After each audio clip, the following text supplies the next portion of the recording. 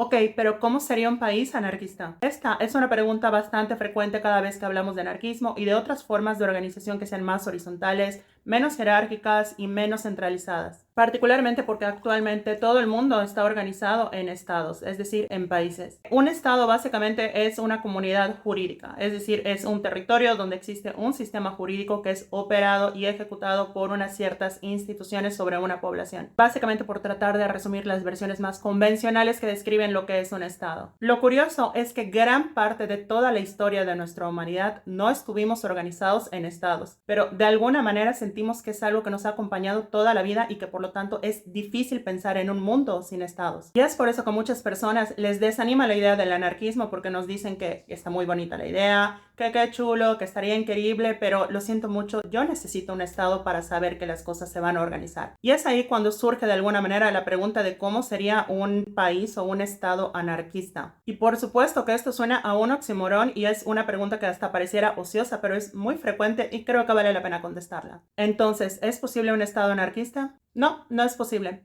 Hasta la próxima. No, ya, en serio, afortunadamente esta es una pregunta que ha sido ampliamente trabajada por mi novio, así que vamos a hablar de algunas de las conclusiones a las que ha llegado. Como mi novio es anarquista y además es antropólogo, pues esta es una pregunta que le ha preocupado bastante a lo largo de los años. Y sí, mi novio es David Graeber, aunque él nunca lo supo. Pero bueno, esta es una pregunta que David Graeber se ha planteado en varias ocasiones, particularmente en este libro muy bonito que se lo recomiendo, que es Fragmentos de Antropología Anarquista. Es un libro cortito, pero muy bueno, la verdad, y que de alguna manera también retoma cosas que ya había trabajado en otras obras y que trabajaría y profundizaría después en libros como, por ejemplo, El Amanecer del Todo, que es ya un clásico, pero que está demasiado largo. Entonces, si no quieren echarse todo ese libro de 800 o casi 1000 páginas, pueden empezar con David Graeber a través de este librito que está hermosísimo. Ya casi es nuestro aniversario. Como muchos anarquistas, David Graeber se queja de que constantemente hay estos cuestionamientos de cómo sería un país anarquista o una sociedad anarquista en un mundo conformado por estados. Y para dar respuesta a esto nos plantea esta, yo le llamo parábola o sí, es una especie de parábola de los dados cargados. La parábola de los dados cargados es un pequeño diálogo ficticio, aunque basado en muchas experiencias que quizá muchas personas anarquistas hemos vivido, en la cual un escéptico y un anarquista hablan acerca de las posibilidades del anarquismo. Es decir, el anarquista está tratando de explicar qué es el anarquismo y cómo funcionaría o cuál es el horizonte político que tenemos las personas anarquistas, y el escéptico constantemente le rebate con una serie de argumentos y cuestionamientos que podríamos básicamente resumirlos en explícame cómo sería un país anarquista. Esto es muy interesante porque muchas personas, aunque no se den cuenta, están cayendo en esta especie de falacia o de confusión que David Graeber nos presenta en este diálogo de los dados cargados. Vamos a escuchar este diálogo. Corre video. Bueno, me tomaría más en serio la idea de anarquismo si me dieses alguna razón por la que pudiera funcionar. ¿Puedes nombrarme un único ejemplo viable de sociedad que no haya tenido gobierno? Por supuesto, han habido miles, pero puedo nombrarte las primeras que me vienen a la cabeza. Los Bororo, los Baining, los Onondaga, los Wintu, los Ema, los Tayensi, los Beso. Pero si son todos un puñado de primitivos. Me refiero a anarquismo en una sociedad moderna, tecnológica. De acuerdo, ha habido toda una serie de experimentos exitosos. En la autogestión obrera, por ejemplo, la cooperativa de Mondragón, proyectos económicos basados en la idea del don como Linux, todo tipo de organizaciones políticas basadas en el consenso y la democracia directa. Claro, pero son ejemplos poco representativos y aislados. Me refiero a sociedades enteras. Bueno, no es como que la gente no lo haya intentado. Fíjate en la Comuna de París, en la revolución en la España republicana. Los dados están trucados. Es imposible ganar. Porque cuando el escéptico habla de sociedad, en realidad se refiere a Estado, o incluso a un Estado-nación. Como nadie dará un ejemplo de Estado anarquista, lo cual sería una contradicción terminológica, en realidad lo que se nos pide es un ejemplo de Estado-nación moderno al que de algún modo se le haya extirpado el gobierno. Por poner un ejemplo al azar, como si el gobierno de Canadá hubiera sido derrocado o abolido y no reemplazado por algún otro, y en su lugar los ciudadanos canadienses hubieran empezado a organizar en colectividades libertarias. Obviamente, algo así jamás sería permitido. En el pasado siempre que ocurrió algo similar, la Comuna de París y la Guerra Civil Española son ejemplos excelentes. Todos los políticos de los estados vecinos se apresuraron a dejar sus diferencias aparte hasta lograr detener y acabar con todos los responsables de dicha situación. Existe una solución que es aceptar que las formas anarquistas de organización no se parecerán en nada a un estado, que implicarían una incontable variedad de comunidades, asociaciones, redes y proyectos a cualquier escala concebible, superponiéndose y cruzándose de todas las formas imaginables y probablemente de muchas que no podemos siquiera imaginar. Porque de alguna manera cuando nos exigen que expliquemos cómo sería un país anarquista, de alguna manera lo que nos están diciendo es, oye, dime cómo se puede mejorar todo sin cambiar la estructura del todo. Y eso es bastante complicado porque realmente lo que estamos buscando es ganar un poquito de terreno, es decir, ir reemplazando paulatinamente al Estado por formas de organización que no sean jerárquicas y que tampoco estén basadas en el libre mercado, que tampoco estén basadas en esta supuesta meritocracia ni nada por el estilo, sino que sean formas de organización comunitarias, equitativas, etc. Esto obviamente va a depender de la corriente de anarquismo en la cual militemos. Ven esto, los libros de Graeber son buenísimos también para ventilarse, así que punto extra. A ver, y yo sé, esto pareciera que estamos diciendo que no hay nada y que no hay horizonte político. De hecho, por eso muchas personas nos critican de que militamos en la nada. Y allá tenemos que recordar muchas cosas, como por ejemplo lo que decía Enrico Malatesta, de que el anarquismo es un método, no es una receta, no es una serie de pasos a seguir para conseguir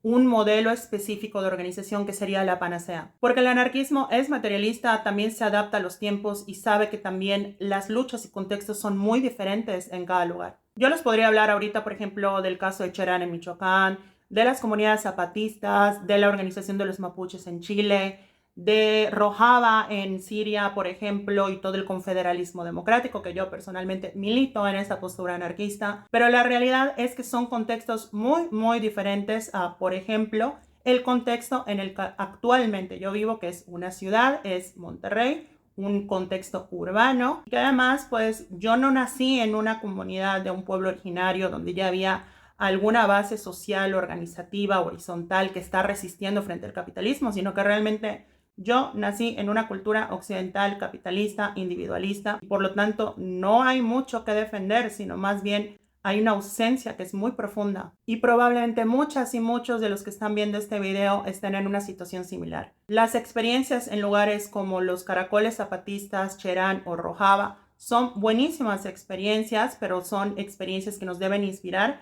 pero no podemos romantizarlas en el sentido de creer que el horizonte es hacer o reproducir lo mismo en el contexto en el que estamos. De hecho, algo que siempre han dicho los zapatistas es que no esperan que las demás personas seamos zapatistas y que reproduzcamos y hagamos exactamente lo mismo que ellos, sino que nos organicemos y busquemos la forma de hacer una alternativa desde nuestro contexto y desde el lugar en el que estamos. Ahora, eso no quiere decir que no haya un horizonte político, que no podamos verlo de manera un poquito más inmediata, digamos. Por ejemplo, creo que hay muchas cosas que podemos militar desde el anarquismo en un contexto urbano, como por ejemplo todo aquello que tenga que ver con el control del Estado. Toda esta política de vigilancia, control y castigo que cada vez es más común en distintas ciudades del mundo, sobre todo en las latinoamericanas, en aras de supuestamente garantizar una seguridad y estabilidad social. O, por ejemplo, ir en contra de cualquier medida que impida, obstaculice o prohíba las formas de organización comunitarias y alternativas. En otro video ya les platiqué de las cooperativas de vivienda y cómo en el contexto de México la legislación de estas cooperativas es básicamente mercantil. Es decir, el mismo Estado les impone una lógica de lucro a este tipo de organización social para garantizar el acceso a la vivienda de manera colectiva. Pues por supuesto que esa es una intervención del Estado que es indebida y que está destinada a que no hayan este tipo de organizaciones en las cuales básicamente la gente empieza a adquirir una vivienda sin necesidad de recurrir al Estado y a la industria inmobiliaria convencional. Va, Carla, pero no te salgas del tema.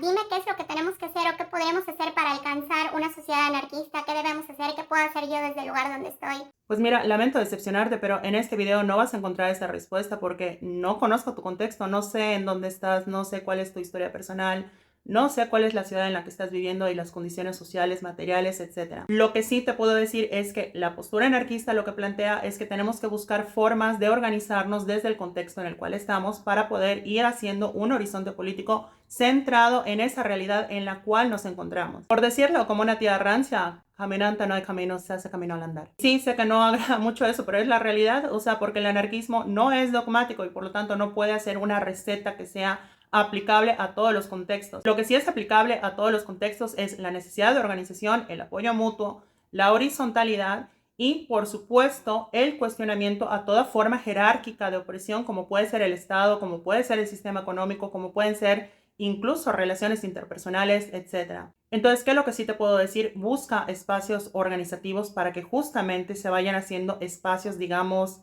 excepcionales donde la organización que esté primando no es la estatal, no es la económica, sino sencillamente la de la solidaridad. Esto se puede dar, por ejemplo, si tú te organizas para hacer un huerto urbano en tu ciudad, por ejemplo, o para atender alguna situación que estén enfrentando, etcétera, etcétera. No lo sé, pero el punto es que se empiecen a organizar para generar sus propias soluciones sin despolitizarse, sin caer en una especie de, digamos, meritocracia de izquierda de el cambio está en uno mismo, sino que sí, se organizan para buscar soluciones autogestivas, pero al mismo tiempo sin dejar de exigir, de denunciar y de señalar las fallas y las afectaciones que genera el Estado y las autoridades, así como los privados y los potentados en las personas más excluidas. Ahora, por supuesto, para esto necesitamos tiempo, porque las ciudades no son solo una segregación espacial y económica, sino también de tiempo. Hay una desigualdad de la que casi no hablamos, que es la del tiempo. ¿Por qué? Porque en este sistema económico, lo convencional o la idea generalizada es que los pobres tienen que esperar mucho tiempo. Si pasan horas en el transporte público, es normal, es lo que tienen que hacer porque es propio, entre comillas, de su situación económica. Si tienen que esperar cerca de 40 minutos en la parada a un camión que no llegó a tiempo, pues es lo normal, porque eso es lo que tienen que hacer las personas en ese contexto socioeconómico. Pero las personas que tienen una situación más privilegiada, ellas no tienen que esperar. A ellas sí hay que facilitarles todo, sí hay que garantizarles que puedan llegar, que puedan ser atendidas, que reciban todo de manera rápida. Y esto es una excelente estrategia para despolitizar, porque si una persona no tiene tiempo para descansar o para convivir con su familia, no va a tener tiempo tampoco para organizarse políticamente con sus iguales. Y por eso sí creo que como un horizonte inmediato, cercano, que podríamos apuntarle, está, por ejemplo, todo lo que tenga que ver con el transporte público y con la disminución de las jornadas laborales, particularmente en México, con esta discusión de las 40 horas laborales. Lo sé, no me encanta el reformismo, no vamos a cambiar el mundo y el sistema con reformas, pero me parece que son causas que además de que pues sí reflejan un sentir popular y que hay que solidarizarse con ellas, tienen un sentido en tanto que pueden ayudar a ganar tiempo. Y para organizarnos necesitamos también tener tiempo, porque limitar el tiempo es justamente también una forma de opresión para hacer que la gente no se organice, no sea autogestiva, no haga lazos comunitarios y no practique el apoyo mutuo. Entonces, como una medida o una acción transitoria, inmediata, que no es el horizonte en sí, sí me parece que es importante que desde donde estemos podamos apoyar causas que tienen que ver con el transporte público y la disminución de las horas laborales, como puede ser las 40 horas en el caso de México. Pero volviendo a la pregunta, ¿qué es lo que podrías hacer tú en tu lugar y en tu contexto? No lo sé. Esa es una pregunta que tenemos que hacernos constantemente y creo que nadie tiene una respuesta como tal, sino que es una pregunta que se va actualizando constantemente. Lo que sí creo es que es una pregunta que hay que hacerla en colectivo, es decir, hay que buscar espacios con otras personas con las que compartamos estas inquietudes políticas y sociales para poder reflexionar y hacernos estas preguntas en conjunto. Porque para poder hacer alternativas colectivas hay que pensar todo esto en colectivo. Entonces no se trata de construir un país anarquista o un estado anarquista. Ni siquiera estoy segura si en algún momento es como que va a desaparecer el estado mexicano u otros estados y todo va a pasar a ser una sociedad anarquista. Pero lo que sí sé, y justamente lo que menciona mi novio David Graeber, es que a lo largo de la historia siempre han habido sociedades con formas de organización anárquicas y siguen existiendo hoy día y ejemplos hay muchos. Y no porque esos ejemplos debamos reproducirlos al pie de la letra, sino que nos muestran que sí es posible replantearnos la forma en la cual vivimos y nos entendemos en este mundo. Y sí creo que en los contextos urbano, occidentales, latinoamericanos en el que vivimos muchas personas, tenemos que pensar cómo ir construyendo esos espacios, digamos, de paréntesis de esta lógica capitalista, estatal, jerárquica, para ir construyendo esos lazos que necesitamos justamente para poder reaccionar a situaciones que inevitablemente pueden darse y que van a necesitar de la solidaridad y la organización para poder encontrar una salida, una solución o simplemente una protección comunitaria. Porque cuando pasan los desastres, cuando pasan las situaciones que no deseamos, no vamos a generar espontáneamente una organización. La organización tiene que construirse previamente a lo largo del tiempo para que cuando ocurran cosas que inevitablemente van a ocurrir, podamos ya tener esa base para protegernos, ejercer el apoyo mutuo y tratar de encontrar una salida o al menos una forma de resistencia que nos ayude de manera comunitaria o al menos una forma de resistencia. Quería hacer este video porque es una pregunta que realmente me he estado cuestionando bastante y cada vez con más frecuencia, y de hecho estoy trabajando un proyectito que tiene que ver con esa pregunta y porque sé que hay muchas personas que también están con esta duda y que muchas veces es la razón principal por la cual no se acercan al anarquismo o no lo ven como algo viable. Pero para poder pensar un mundo diferente también tenemos que pensar desde una lógica política diferente y por lo tanto que las estrategias no se basen simplemente en tomar al Estado, tomar el gobierno, tomar un puesto, lanzarse a la política partidista, etc. Todo mi respeto a la gente que sí decide ese camino, o sea, no soy quien para juzgar, esto no es desde una lógica de superioridad moral, pero sí desde mucho calor, sino simplemente porque realmente en lo personal, al menos yo no veo eso como una vía y sí veo más sentido en proyectos políticos que tengan que ver más con la construcción de vínculos, lazos, solidaridad, entre otros. Pero no te quedes con lo que te digo en este video, mejor lee fragmentos de una antropología anarquista de mi novio, seguramente te va a gustar y creo que es una muy buena lectura para reflexionar acerca de estas cuestiones. Así que ya lo saben. Nos vemos próximamente con otro videito.